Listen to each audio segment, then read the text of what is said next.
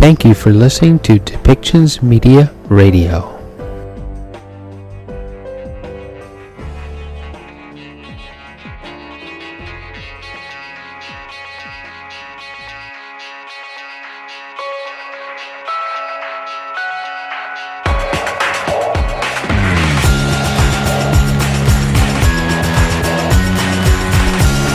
Welcome to Policy and Rights, the show about government policy and human rights.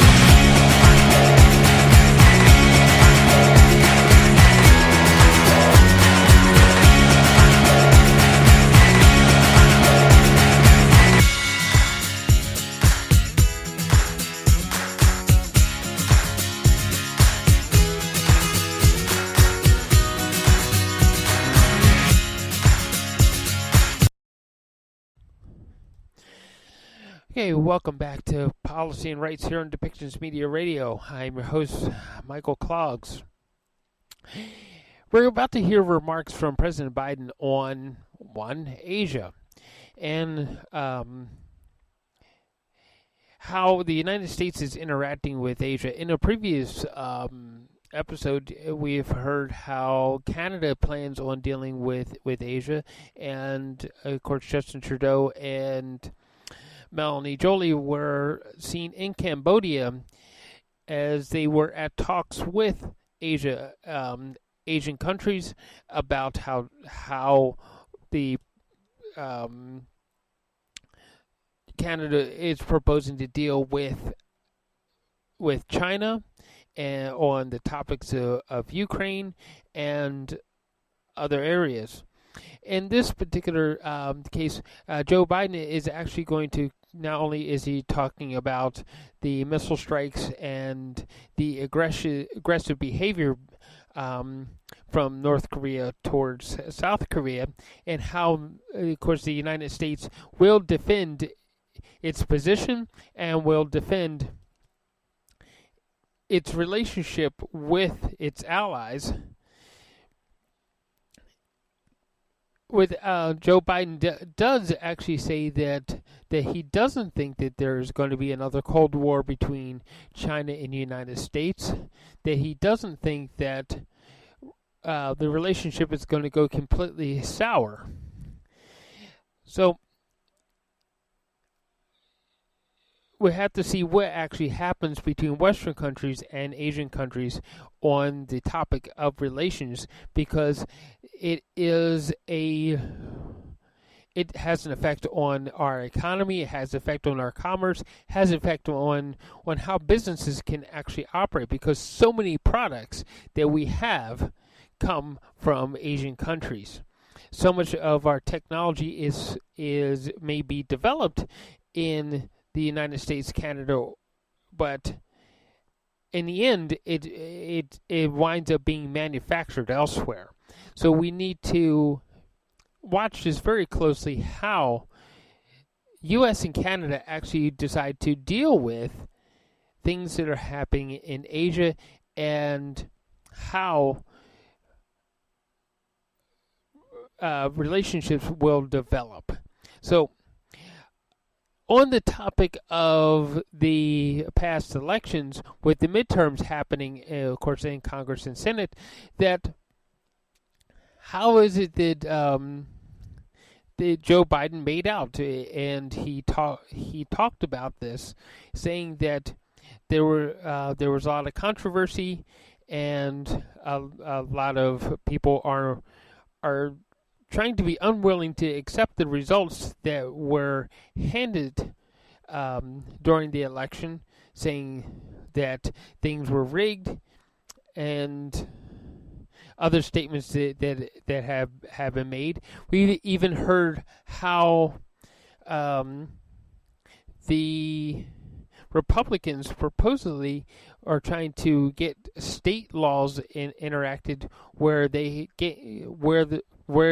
control the Electoral College and how the president is elected, so that they can push their candidates forward into the presidency seat and bypass Democratic candidates. We've heard that in an episode that I shared on Twitter by another podcaster under the title of Political Girl. So there's a lot happening between U.S. and Canada, both politically, where we had the election situation where people were trying to disqualify votes and eliminate voices. We have in Canada where massive inflation is taking off, and the carbon pricing is making life at best very interesting, especially during the winter where fuel oil and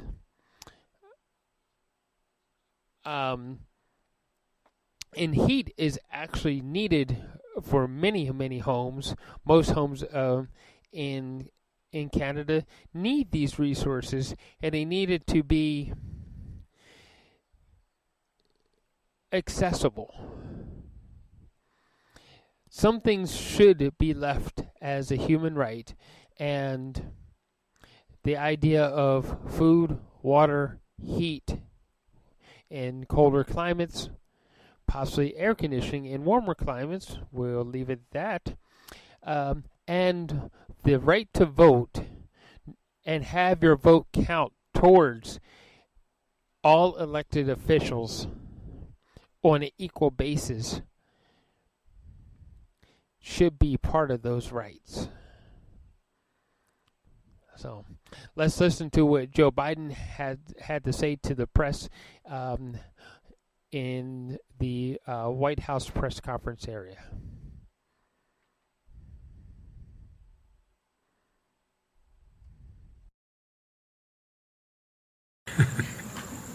Please. Good evening, everyone. Let me start with a few words about the recent elections held in the United States. What we saw was the strength and resilience of the American democracy, and we saw it in action. And the American people proved once again that democracy is who we are. And there was a strong rejection of election deniers at every level, from those seeking to lead our states and those seeking to serve in Congress, and also those seeking to oversee the elections. And there was a strong rejection of political violence and voter intimidation. There was an emphatic statement that in America, the will of the people prevails. I've traveled this week, and it's been clear just how closely the world and our allies and our competitors as well have been following our elections at home. Excuse me, I have a little cold. And what these elections showed is that there's a deep and unwavering commitment in America to preserving and protecting and defending democracy. Now, let me speak briefly about our agenda over the past few days in Egypt and in Cambodia and here in Indonesia. In this moment of great global challenges, from global inflation to the climate crisis to Russia's brutal war against Ukraine, we're bringing together the broadest possible coalition of partners to deliver results. At COP27 in Egypt, I made it clear that thanks to the bold agenda of our administration, we pursue from day one to tackle the climate crisis and advance energy and security at home and around the world. The United States will meet our emissions targets under the Paris Agreement. And we're going to keep working with our partners to support the most vulnerable countries in building resilience to climate impacts and to align global ambition with the 1.5 degrees Celsius goal while supercharging our clean energy transition. At the U.S.-ASEAN Summit, in the East Asia Summit, I laid out a commitment to working with our partners in the Indo-Pacific to ensure a future that's vital to this region, that's free and open and prosperous as well as secure. And I met with our allies from Australia, Japan, and the Republic of Korea, underscoring our commitment and deepening our engagement with our closest partners and strengthening cooperation among our allies to meet shared threats to our own security and to their security, including the DPRK. And let me meet, I just met in person with Xi Jinping of the People's Republic of China. We had, we had an open and candid conversation about our intentions and our priorities. It was clear, he was clear and I was clear, that will defend American interests and values, promote universal human rights, and stand up for the international order and work in lockstep with our allies and partners. We're going to compete vigorously, but I'm not looking for conflict. I'm looking to manage this competition responsibly. And I want to make sure that every country abides by the international rules of the road. And we discussed that. The One China policy, our One China policy has not changed. We oppose unilateral change in the status quo by either side, and we're committed to maintaining the peace and stability in the Taiwan Straits. It was also clear that China and the United States should be able to work together where we can to solve global challenges that require every nation to do its part. We discussed Russia's aggression against Ukraine, reaffirmed our shared belief in the threat or the use of nuclear weapons is totally unacceptable, and I asked that Secretary Blinken travel to China to follow up on our discussions and continue keeping the lines of communication open between our two countries. Looking ahead at the G20 meetings tomorrow, we're going to be taking on the very issues that matter to the people's lives, not only here, but also our allies and our partners. That means tackling the suffering that Russian aggression has unleashed, not just in Ukraine people, but the people around the world, particularly food insecurity, and strengthening the fundamentals of our global economy for everyone. Support for debt relief, reforms for multilateral development banks, investments to bolster global health security, and to make sure the world is better prepared for the next pandemic. The G20 has been an important forum for the world's largest economies to work together for the good of people everywhere, and I'm looking forward to our meetings tomorrow. Now let me close with this. On my first trip overseas last year, I said that America was back. Back at home, back at the table, and back to leading the world. In the year and a half that's followed, we've shown exactly what that means. America is keeping its commitments. America is investing in our strength at home. America is working alongside our allies and partners to deliver real, meaningful progress around the world. And at this critical moment, no nation is better positioned to help build the future we want than the United States of America. Now, I'm happy to take questions, and I'm told there are going to be 4 questioners, but I'm not going to do 10 questions from each questioner. All right? Let's make that clear at the outset here. And Ken Thomas, Wall Street Journal. You said at the outset of this meeting that you did not want competition to turn into conflict. Based on this meeting today, do you believe a new Cold War with China can be avoided? And specifically on the issue of Taiwan, you spoke about intentions. Do you believe China is intending to invade Taiwan at some point?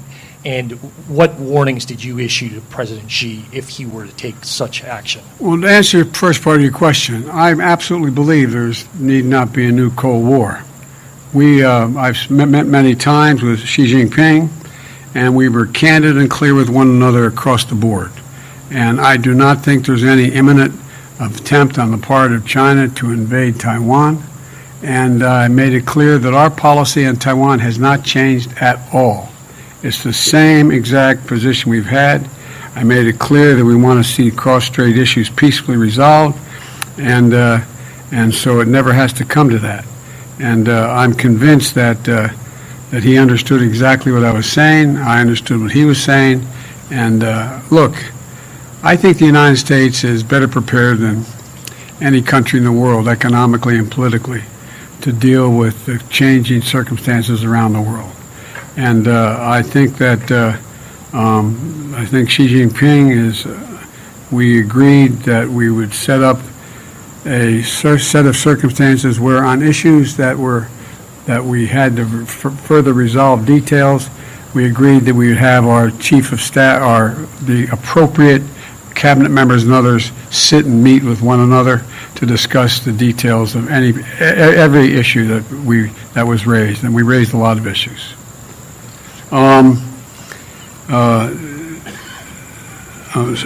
Sung Kim, Associated Press. Mr. President, You met with President Xi, and you met with him face-to-face after he had unquestionably consolidated his power at home. So now that you've met with him face-to-face, how do you assess his sort of posture towards the United States now? And did you find him personally to be more confrontational or more conciliatory and willing to compromise?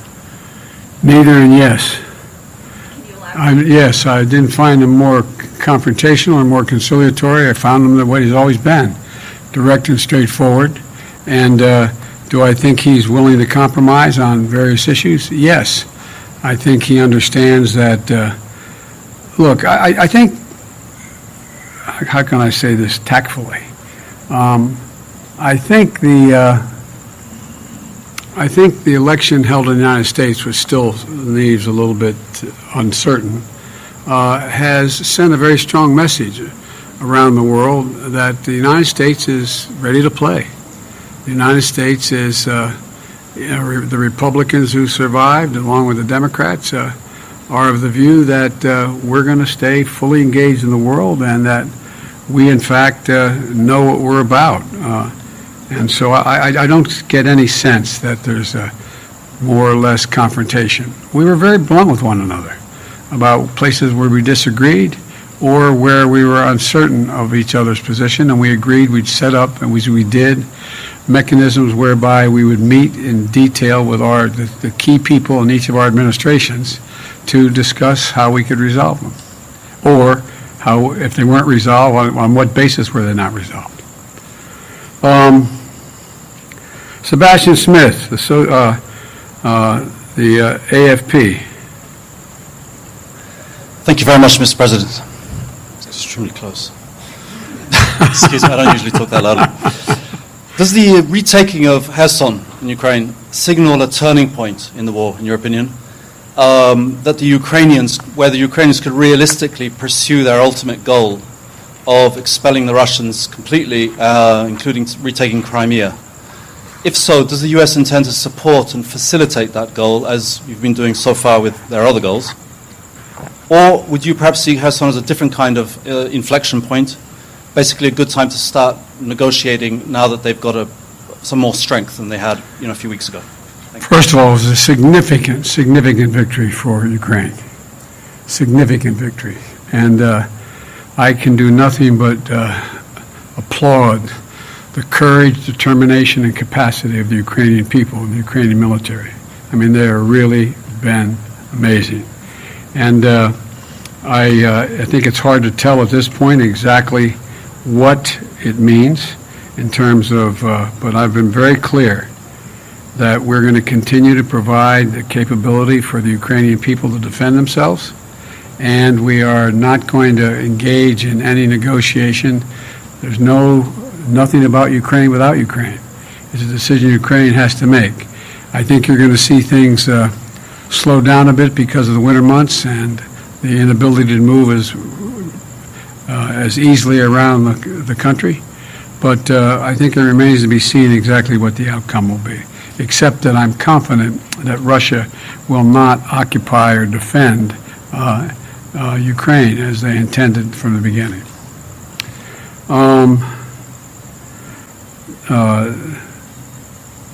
I can't have trouble reading this. Reuters, Natanja Bose. President, quick question on North Korea, which appears poised to conduct a new nuclear test. I'm wondering if you can talk about your specific discussions with President Xi on that. To what extent do you think China has the ability to talk North Korea out of conducting such tests? And what are the repercussions for U.S.-Chinese relations if a test goes forward? Well, first of all, it's difficult to say that I am certain that China can control North Korea, number one. Number two, I made it clear to President Xi Jinping that I thought they had an obligation to attempt to make it clear to North Korea that they should not engage in long-range nuclear tests. And I made it clear as well that if they did, they, meaning North Korea, that we would have to take certain actions that would be more defensive on our behalf, and it would not be directed against North Korea. would not be directed against China, but it would be to send a clear message to North Korea. We are going to defend our allies as well as American soil and American capacity. And so, but I do not think that it's difficult to determine whether or not China has the capacity. I'm confident China is not looking for North Korea to engage in further escalatory means, because I made it clear, and I made it clear from the very beginning and last year as well, that we will do what it needs to defend our capacity, to defend ourselves and our allies, South Korea as well as Japan, and that we'd be more up in the face of China, but it wouldn't be because of China. It'd be because of what was going on in North Korea. So, again, on a number of these issues, we have put together teams where our National Security Advisor, Secretary of Defense, and others are going to be engaging with their counterparts from China to see, and we're not going to be able to work everything out. I'm not suggesting this is kumbaya, everybody is going to go away with everything in agreement. But I do not believe there's a need for concern of as one of you raised the legitimate question, a new Cold War. And I think that I'll conclude by saying it this way. I want to be clear, and be clear with all leaders, but particularly with Xi Jinping, that I mean what I say and I say what I mean. So there's no misunderstanding. That's the biggest concern I have is a misunderstanding about intentions or actions on each of our parts. So we went into, I look at my team, how long did that meeting last? 3.5 hours. So we covered an awful lot of territory. And I must say that he was as straightforward as he has been with me in the past. And I think that we understand one another, which is the most important thing that can be done. I guess all of you are going swimming from here. It's not far. But Mr. President, what should Americans expect from Congress as it relates to abortion rights after the midterms? I don't think they can expect much of anything other than we're going to maintain our positions. I'm not going to get into more questions. I shouldn't even answer your question. No, I don't think that. I don't think there's enough votes to codify unless something happens unusual in the House. I think we're going to get very close in the House, but I think it's going to be very close, but I don't think we're going to make it. All right, thank you, everybody.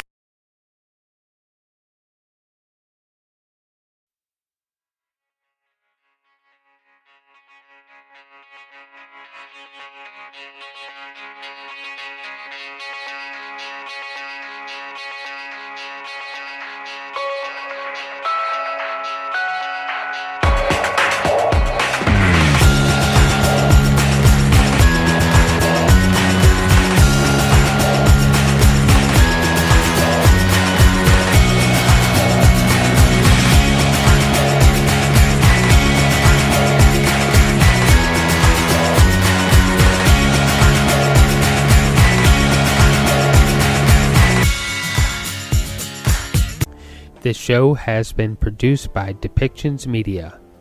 Please contact us at depictions.media for more information.